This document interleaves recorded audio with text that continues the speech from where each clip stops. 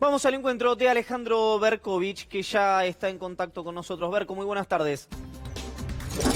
Buenas tardes, Iván. Buenas tardes, Julia. ¿Cómo andan ustedes? Muy bien, atentos a ahora una suerte de, no vamos a decir mejora, pero sí detención de la caída en el número de reservas. ¿Cómo lo estás viendo? Sí, una tregua, podríamos decirle, todavía temprano para arriesgar pronósticos, ¿no? Después de 3 días realmente muy difíciles, jueves, viernes y lunes. El martes también fue otro día difícil, pero por lo menos empezó a notarse esto que vos decís, que frenó la sangría más dura de reservas del Banco Central. Bueno, esto hoy se tradujo en una pérdida, la contaban recién ustedes hace un ratito, 371 millones de dólares, pérdida que es inferior a los 450 millones de dólares de ayer, que a su vez es menos que los 950 millones de antes de ayer, que a su vez es menos que los casi 2.000 millones del viernes pasado. Las reservas siguen perdiendo terreno, siguen drenando reservas el Banco Central, pero ahora, una vez que el gobierno aceptó lo que no aceptaba la semana pasada y dispuso el control de cambios que instrumentó el domingo el ministro de Hacienda junto con el Banco Central, bueno, empieza a desacelerarse esa caída y sobre todo a frenarse algo que todavía no se ve en las estadísticas, pues se informa con 3 días de demora, pero que nos cuentan los banqueros con los que podemos hablar, que es que la gente dejó de agolparse en los bancos para llevarse sus dólares depositados allí. Este es el dato clave, la principal preocupación que tenían en el equipo económico. Un equilibrio que es inestable, este equilibrio, pero que lo que muestra es que efectivamente era inevitable establecer algún tipo de control de cambios, incluso la semana pasada, cuando el gobierno anunció el default de la deuda de corto plazo, la deuda de las LETES, de las LECAPs, de los LELINC, de los LESER, y perjudicó a tantos ahorristas de Fondo Común de Inversión, ¿no? Te pregunto algo por la sensación que tuviste en el reportaje con Hernán Lacunza en Brotes Verdes el día martes y el análisis que haces de estas medidas que estás mencionando recién. ¿No se tomaron antes porque la crisis no estaba tan presente? ¿Podríamos decir que es el primer ministro de Economía que tiene Mauricio Macri en sus 4 años de gestión? ¿Un complemento de ambas o cualquier otra que estés pensando en este momento? No, no se tomó antes por testarudez y por dogmatismo del presidente de la Nación. El ministro Hernán Lacunza no lo dice en el reportaje, pero todas las fuentes con las que uno puede hablar coinciden en que fue Macri el que incluso cuando el Fondo Monetario le estaba diciendo pónganle un freno a esta salida porque se los va a llevar puesto, se va a llevar puesto al Banco Central, se va a llevar puesto a su moneda y va a terminar en una hiperinflación o en un corralito, que son los 2 peores escenarios en los cuales puede llegar a terminar y que no están lejanos, lamentablemente, en esta fragilidad, en esta situación tan frágil de la economía. La testarudez fue de Macri. Macri, cuando se va a Duhovne y cuando asume Hernán Lacunza, ya recibe de Hernán Lacunza un diagnóstico muy preciso de que la deuda no se iba a poder pagar con la plata del Banco Central hasta el 10 de diciembre y de que la situación, si el Fondo Monetario no ofrecía más financiamiento, tenía que resolverse con restricciones, que los dólares no alcanzaban para todos.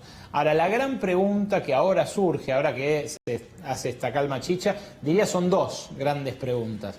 Una es, ¿qué va a hacer el gobierno para compensar el traslado a precios de esa devaluación? Lacunza en ese reportaje, el martes por la noche, nos dijo que cuando tuvieran más o menos una semana o 10 días de dólar relativamente estable, iban a ir por una batería de medidas para frenar la inflación, para complementar la rebaja del IVA a la canasta básica, que es lo único que hizo hasta ahora el gobierno de Macri después del cachetazo de las PASO y después de la devaluación. Bueno, ahora la pregunta me parece que surge, una es esa, ¿cómo hacer para evitar el impacto de la devaluación en los precios? Y la otra es qué va a pasar con el desembolso del Fondo Monetario. Hoy Macri se mostró convencido de que la plata va a llegar, ¿viste? En Córdoba, Iván. Efectivamente.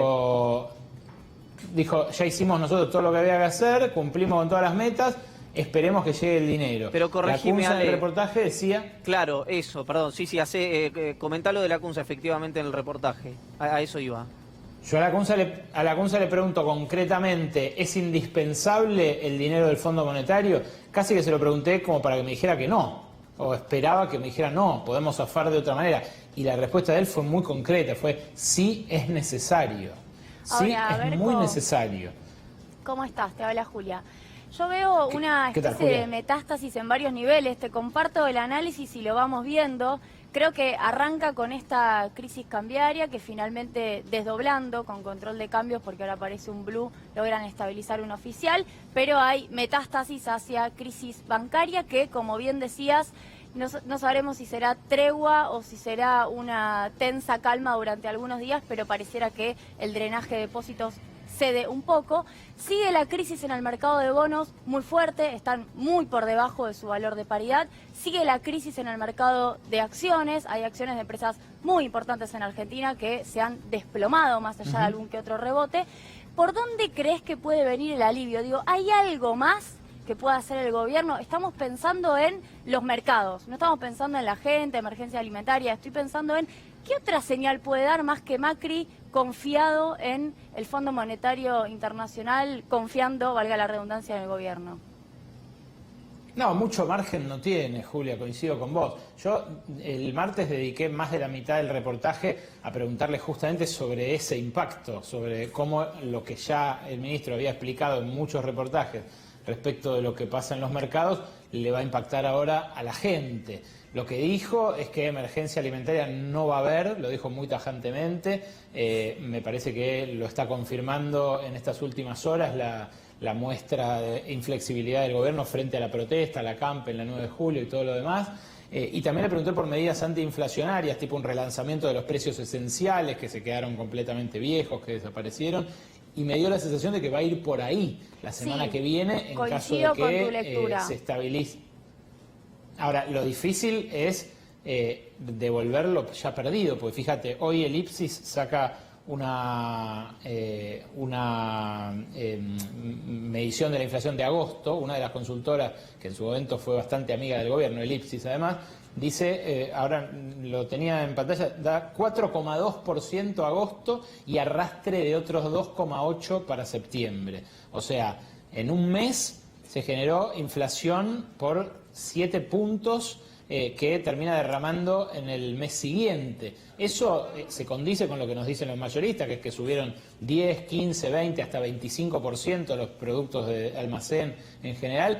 Es algo muy difícil de frenar. Pero la garantía para el mercado, lo que vos preguntás del fondo, Julia, yo la veo muy difícil. Yo veo muy difícil que el Fondo Monetario, por lo que conozco su funcionamiento, por las cumbres que he ido a cubrir ahí, por la gente con la que hablo en la calle 19 en Washington, veo muy difícil que a un gobierno en estas circunstancias le hagan un desembolso para un programa que ya quedó en el pasado.